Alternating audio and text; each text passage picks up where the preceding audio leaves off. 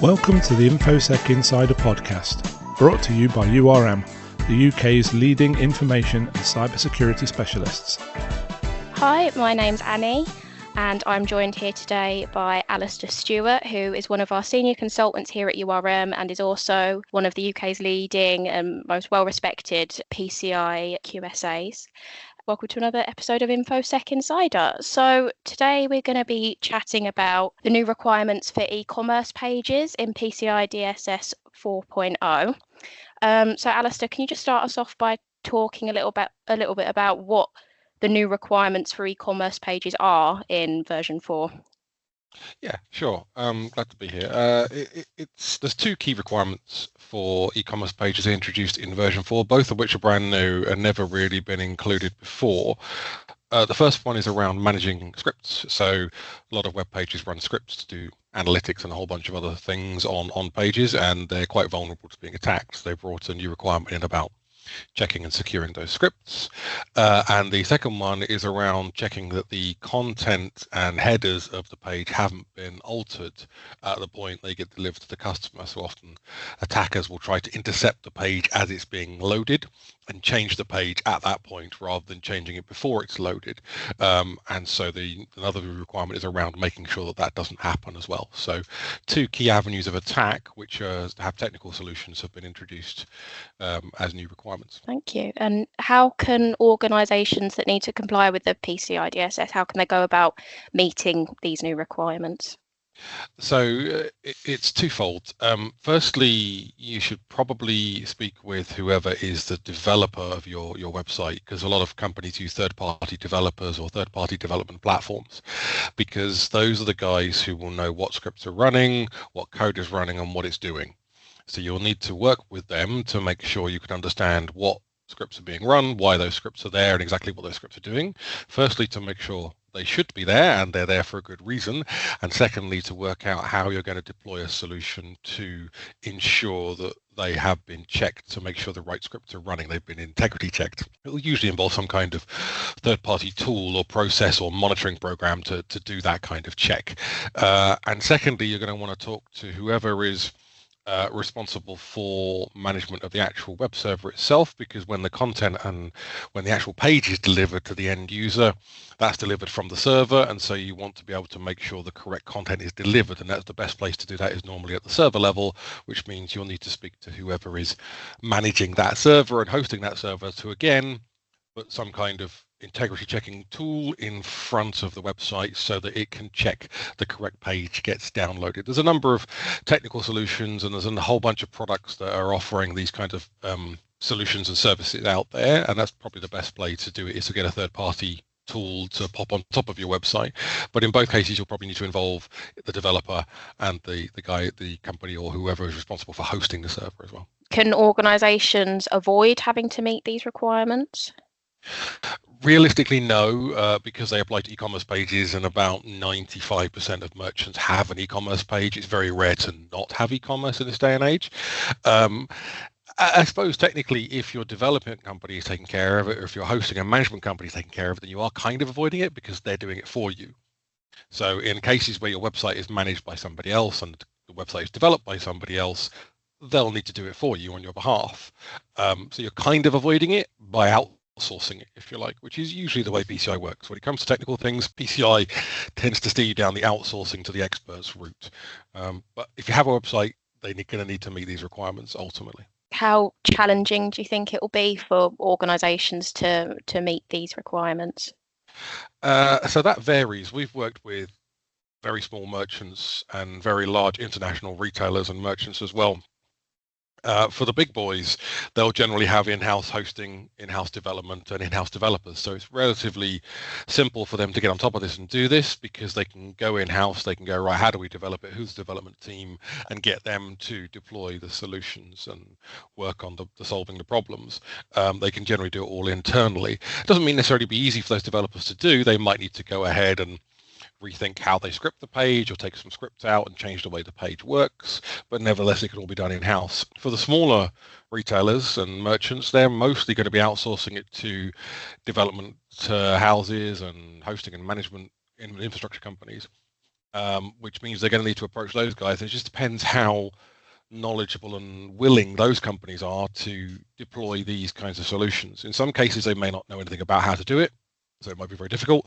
In other cases, they may already be aware of it and be already doing it because they're on top of it, because they knew the new requirements have been out for a couple of years now. So they may already have a solution or tool deployed in place to do it. Downside then is that's probably going to cost you more money on the services from that company because there's more work they need to do.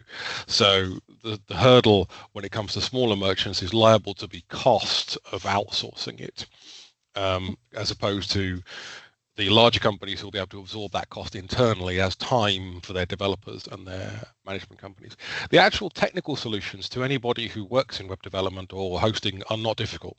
They're not complicated to do. There's nothing groundbreaking about the tools and systems used to perform these checks. There's nothing cutting edge about any of it, but it's just a matter of being able to put it on your website and not have it break your website. All the time when you plug an extra tool in, it can break the functionality of the site. So it's always a consideration, especially for bigger merchants. They don't like things being broken because it stops revenue coming in. So there's a challenge, but I don't think it's a technical challenge to do it. I think it's more a time, resources, and finance issue rather than a technical challenge. Why do you think these new requirements around e-commerce pages have been introduced by the PCI SSC? For the same reason nearly every new requirement has been introduced over the past 10 years or so, is in response to threats and attacks. The PCI DSS isn't ahead of the curve in any of its security ideas or concepts. It very much follows whatever the current security trends are and tries to achieve a certain level of security that's reasonable within those trends. And so we've seen an awful lot over the past 5-10 years of man-in-the-middle attacks, whereby attackers will sit there and they won't try and attack the web server because they know it's well secured and well hardened. What they'll try and do is intercept the content as it's downloaded by the user and change it there so it can't be picked up by the web server because they're not actually changing the code on the server itself. And so the idea behind these integrity checks is to essentially take part in that process. A lot of the tools will download the page and pretend to be a customer and see if they get the right page down. They see if it hasn't been intercepted by something in the meantime. So they're trying to attack you outside your infrastructure because they're aware your infrastructure is very, very secure, and they're trying to do it outside there. So that's why the integrity checking came in. In terms of scripts as a coding language are not generally completed until runtime. They're completed actually in the browser, the code, and therefore they're more vulnerable to being altered on the fly. And we've seen even sort of 10 years ago some very, very big attacks that were done through third-party scripts, so scripts that were loaded on the page by some other supplier. A couple of attacks went via those chatbots. If you've ever gone to a web page and you're looking at what to buy and you get a little thing pops up and says, would you need some help? And that's an automated chatbot running inside a script, usually provided by some kind of third-party company and injected into the page. And so they compromise that third party, change the script, and inject some code of their own. And that happened in a number of big high-profile attacks over the past decade. And so they've simply said, well, if these are where the attack's coming from, this is where we'll secure. And that's generally the way the updates work. Last question for you, Alastair. Which of these new requirements have been added to the self-assessment questionnaires? So these e-commerce requirements have been added to, I'd say, most of them. They've certainly been added to the SAQ A and AEP, which are the two that are focused on e-commerce pages. The AEP is specifically only for e-commerce pages. They're definitely in there, which is a big leap for a lot of merchants because the SAQ A was traditionally the one you aim for because it was the smallest one. Because everything's outsourced, it was the smallest, it was the easiest. These two requirements are the first technical requirements that SAQ has ever had. So they're quite heavy technically compared to everything else on that SAQ. So that's a big change for that. For the AEP, not so much. That was a bigger questionnaire with lots of technical controls on it anyway, but they've been included. They haven't dropped onto the two SAQ Bs, the B and BIP, because they don't relate to e-commerce pages and they're not for e-commerce merchants. They have been included on all the others, the Cs and the Ds, because again, those can apply to e-commerce pages.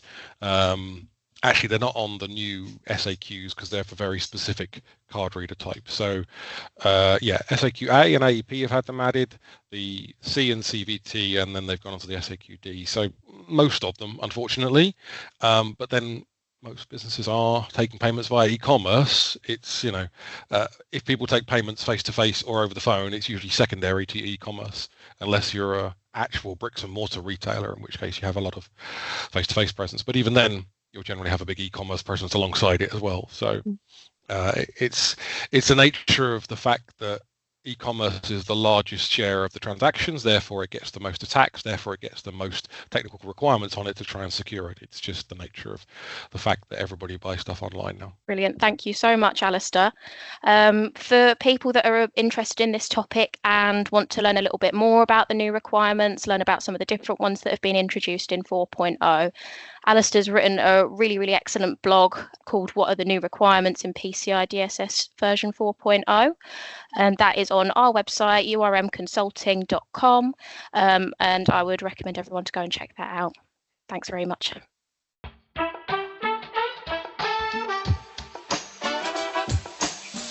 If you've enjoyed this podcast, we would really appreciate it if you could spare a moment to leave a rating or review at ratethispodcast.com/InfoSec Insider. To listen to more episodes, you can find us on Spotify, Apple Podcasts, YouTube, and Podbean. Thank you for listening to URM's InfoSec Insider podcast. For more information, visit our website at urmconsulting.com.